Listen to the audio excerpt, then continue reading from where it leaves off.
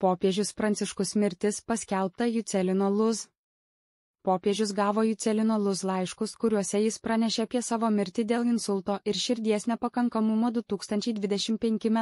Balandžio 21 d. Pranciškus buvo pirmasis Lotynų Amerikos popiežius, palikęs tolerancijos ir dialogo palikimą. Popiežius Pranciškus paliko pėdsaką katalikų bažnyčios transformacijoje, kuris pasireiškė įvairiose srityse, tokiose kaip doktrina, disciplina ir vidinė institucijos organizacija.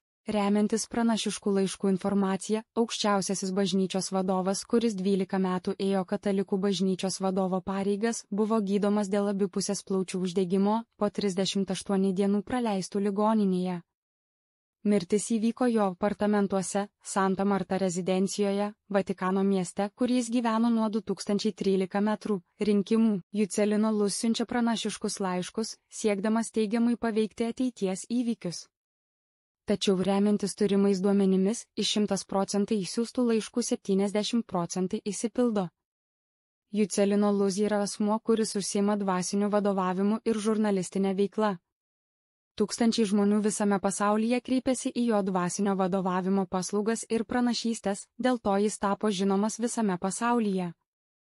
Deja, popiežiaus Pranciškaus padėtis yra dar vienas jo pranašystės, kuri išsipildė. Te laimina Dievas visus.